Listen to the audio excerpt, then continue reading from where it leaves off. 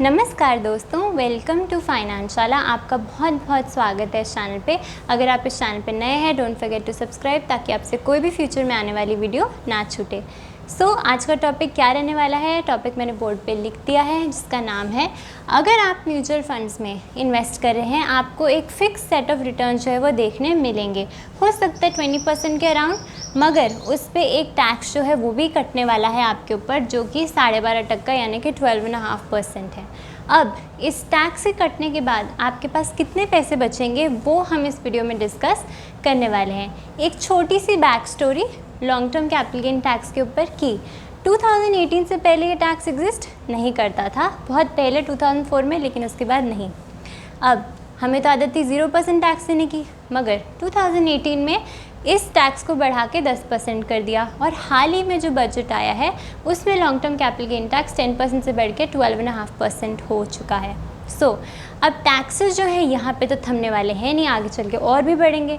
मगर हमें क्या करना है, हमें अपनी कैलकुलेशंस को बहुत ऑथेंटिक रखना है और जानना है कि अगर हम टैक्स पे करें तो हमारे हाथ में आएगा कितना। अब बहुत लोग एक मिसकंसेप्शन लेके चलते हैं कि मान लीजिए उन्होंने कोई XYZ म्यूचुअल फंड लिया और उसमें 5,000 रुपये की SIP जो है वो शुरू की। अब 5,000 रुपये की मंथली SIP अगर शुरू की और उस म्यूचुअल फंड ने रिटर्न्स हमें 20% कमा के दिए, तो बहुत लोग ये सोचते हैं कि अरे 20% की रिटर्न्स हैं, 12% गवर्नमेंट हमसे ले जाएगी, तो 7.5% जो है वो मेरे हाथ में बचेगा और इसमें क्या बड़ी बात होगी, ये तो FD भी दे रहा है हमें, तो यहाँ क्यों लगाएं, म्यूचुअल फंड में क्यों लगाएं? क्योंकि टैक्स बढ़ चुका है, यहाँ से माइनस करते हैं, इतने रिटर्न्स हमें मिलेंगे और ये रिटर्न्स तो FD के मुकाबले बराबर ही है, फिर यहाँ क्यों लगाएं, यहाँ रिस्क क्यों लें? तो इसके बारे में मैं आपको ये बताना चाहती हूँ, ये कैलकुलेशन बिल्कुल ही गलत है। आपने ऐसे कैलकुलेट नहीं करना है, आपकी जो रिटर्न्स बनेंगी उससे टैक्स माइनस नहीं करते, ये तरीका रिटर्न्स कैलकुलेट करने का बिल्कुल गलत है। अब हम राइट वे ऑफ कैलकुलेशन सीखेंगे कि अगर आपने मार्केट में इन्वेस्ट किया है तो आपका कितना टैक्स जो है वो बनेगा। ओके, एग्ज़ाम्पल, अब ये रियल एग्ज़ाम्पल है। मान लेते हैं कि हमने SIP जो है वो शुरू की 5,000 पर मंथ की, ठीक है। आपने ये SIP शुरू की। अब ये 5,000 बिल्कुल एक इमेजिनरी फिगर है, सिर्फ एग्जाम्पल पर्पस के लिए। हो सकता है आपने ज़्यादा SIP जो है वो लगा के की है मार्केट के अंदर। ओके, रिटर्न्स कितने हैं? 20%। अब रिटर्न्स कम ज़्यादा रह सकते हैं, मगर मैं मान के चल रही हूँ अगर गुड डाइवर्सिफिकेशन किया है आपने तो आपको अच्छे से 20% लॉन्ग टर्म में मिल ही जाएंगे म्यूचुअल फंड्स के अंदर।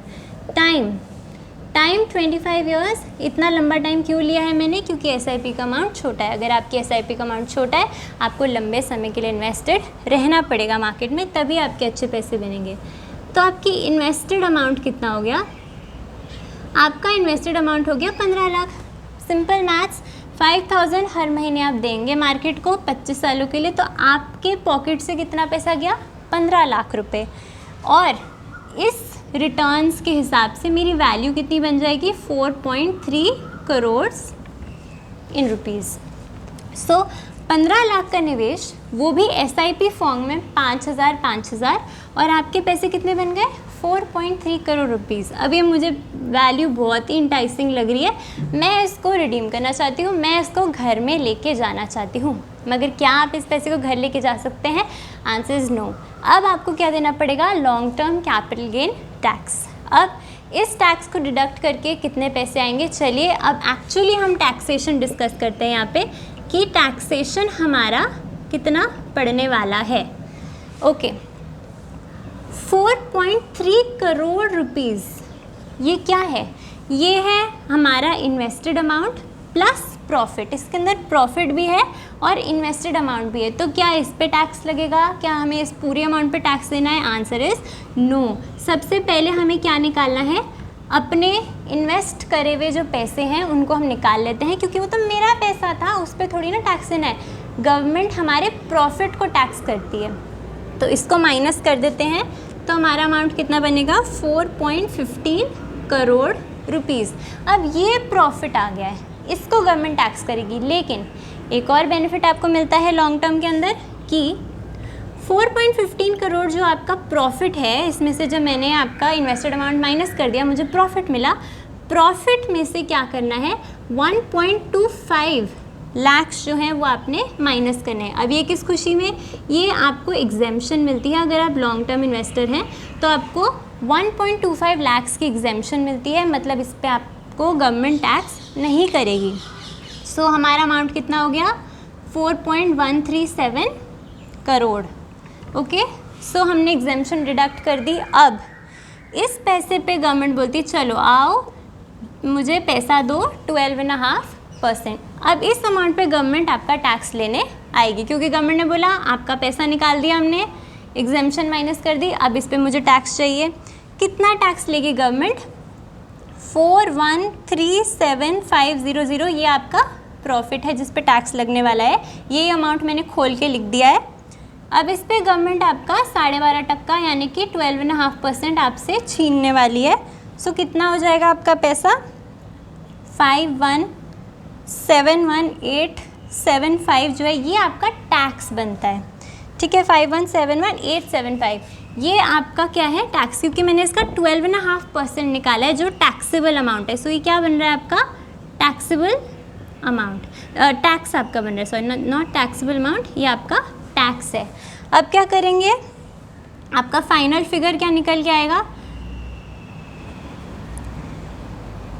जो ये प्रॉफिट था 4.3 करोड़, ये जो आपने पैसा कमाया है जो आपके म्यूचुअल फंड के अंदर दिख रहा है, इससे हम टैक्स जो है वो डिडक्ट कर देंगे ये पैसा। तो मेरे हाथ में कितना बचने वाला है, 3.78 करोड़ रुपीज़।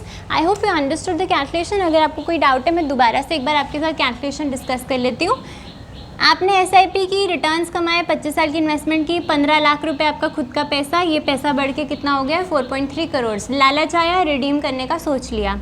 अब इस पैसे, ये अमाउंट आपके ऐप पे यानी कि पोर्टफोलियो के अंदर दिख रहा होगा, इससे हम क्या डिडक्ट करेंगे, अपनी इन्वेस्टमेंट जो थी ये 15 लाख की, ये मैंने डिडक्ट कर दी। ये क्या आ गया, ये मुझे मिल गया प्रॉफिट। अब गवर्नमेंट प्रॉफिट को ही टैक्स करती है, आपके ओरिजिनल अमाउंट को नहीं टैक्स करती। गवर्नमेंट बोलती है अब इस प्रॉफिट पे हम आपको एग्जेम्पशन भी दे रहे हैं 1.25 लाख की, आपके अब इस पैसे को गवर्नमेंट टैक्स करेगी। कितना प्रतिशत टैक्स करेगी, 12.5%। तो हमने टैक्स का अमाउंट ये जो है कैलकुलेट कर दिया कि ये आपका प्रॉफिट था जिस पे टैक्स लगेगा 12.5%, आपको ये बन गया है टैक्स। इतना आपको गवर्नमेंट को देना पड़ेगा। इस टैक्स को डिडक्ट करने के बाद आपके पोर्टफोलियो वैल्यू से आपके हाथ में जो घर ले जाने के लिए पैसा आएगा वो कितना है, 3.78 crore rupees. So big difference, 4.3 crore दिख रहा था और घर आते आते कितना पैसा कट गया, 3.78 करोड़। तो जितना ज़रूरी हमें ये सोचना है कि हमारी इन्वेस्टमेंट कितना ग्रो करेगी, कितने रिटर्न्स हमें कमा के देगी, ये भी बहुत ज़रूरी है सोचना कि कितना टैक्स कटेगा, क्योंकि वही पैसा जो है आप घर लेके जा सकते हैं। सो इन्फ्लेशन बहुत है, इसलिए अच्छा म्यूचुअल फंड चुनना चाहिए, गुड इन्वेस्टमेंट्स करनी चाहिए ताकि इन्फ्लेशन को बीट किया जा सके। एंड उसके ऊपर आपको क्या करना है, टैक्स का भी ध्यान रखना है, क्योंकि टैक्स कम तो हो नहीं रहे, बढ़ने ही वाले हैं। दैट इज़ वाई आपको ये ध्यान में रखना है कि जो फाइनल अमाउंट है आपका ये बनेगा। सो आई होप आपको समझ में आई हो कैलकुलेशन कि टैक्स कटने के बाद आप कितना पैसा घर में लेके जा सकते हैं। छोटा अमाउंट नहीं है, पर क्या करें, देना पड़ेगा, क्योंकि इसके अलावा हम कुछ नहीं कर सकते हैं। So I hope you understood the video. कोई भी डाउट है आप ज़रूर मुझे कमेंट करके बता सकते हैं। Till then, thank you for watching. Thank you.